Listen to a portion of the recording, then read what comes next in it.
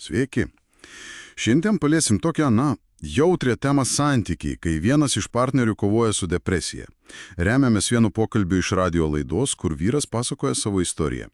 Ir kas įdomu, šaltinis kelia mintį apie galbūt ne visada atpažįstamą priežastį, tokį neįsisąmonintą sielvartą. Sielvartą dėl ateities, kurios, nebuvo.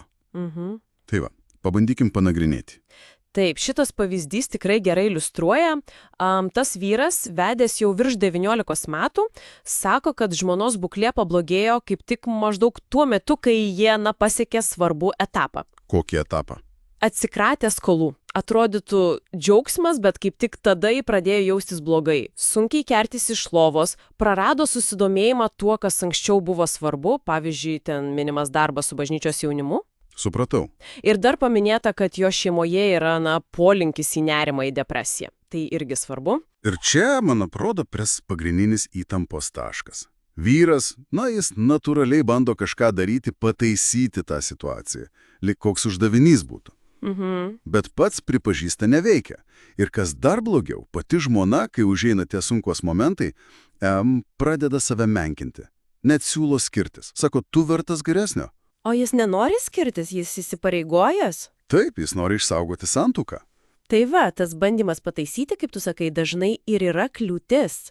Šaltinis kaip tik ir siūlo į depresiją, nerimą žiūrėti ne kaip į kažkokią, galutinę būseną ar tapatybės dalį. O kaip tada? Kaip į signalą.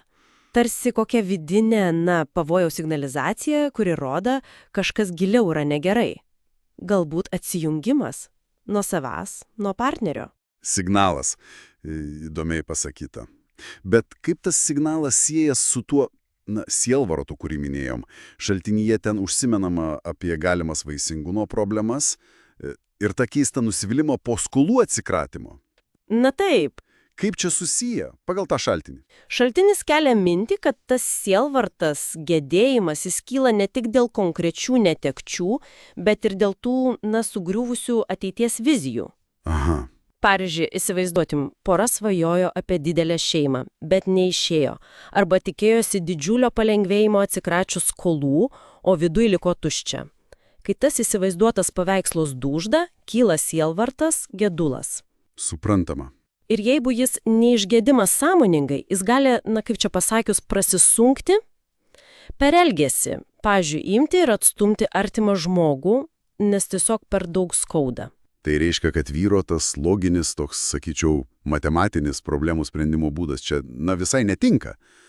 Jis bando paviršių tvarkyti. Tiksliai.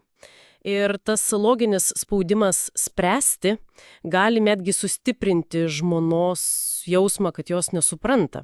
Todėl šaltinis ir siūlo visai kitokią prieigą. Ką konkrečiai? Ne sprendimų ieškoti, o ryšį atkurti. Ir siūloma labai konkreti, paprasta, kasdienė praktika. Klausau. 2 kartus per dieną, ryte ir vakare, vyras turėtų tiesiog paimti žmonos rankas. Ir pažiūrėti jai į akis ir paklausti, kaip šiandien jautiesi. Ir svarbiausia išklausyti. Be patarimų, be sprendimų, be vertinimų, tiesiog išklausyti ir padėkoti, kad pasidalino. Tiesiog išklausyti. Taip. Esmė čia fizinis kontaktas, oda prie odos ir tas emocinis buvimas šalia. Signalas aš esu čia, su tavimi, tavo skausme. Skamba paprastai, bet kartu labai stipriai. Tai visai ne apie taisymą, tiesiog buvimas kartu. Aišku, turbūt šaltinis neužmiršta ir profesionalios pagalbos. Be abejo, pabrėžia, profesionalus konsultantas tikrai gali padėti abiem ir kiekvienam atskirai, ir kaip porai narplioti šias sudėtingas, įsisenėjusias galbūt problemas. Taip. Bet šitas mažas kasdienis ritualas, tas ryšios atkūrimas, jis gali būti labai galingas pirmas žingsnis.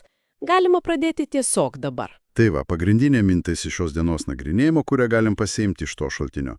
Kai susidurėm su partnerio psichologiniais sunkumais, ypač tokiais kaip depresija, bandymas viską logiškai, sutvarkyti dažnai yra beviltiškas. Tikrai taip. Svarbiau yra kurti tą nuoširdų ryšį. Ir pripažinti, kad galbūt yra tas sielvartas dėl prarastų svajonių ir tiesiog būti šalia. Būtent, tas paprastas aš čia dėl tavęs yra, galingiau už bet kokį patarimą ar sprendimą. Ryšys kūriamas mažais, bet nuosekliais veiksmais.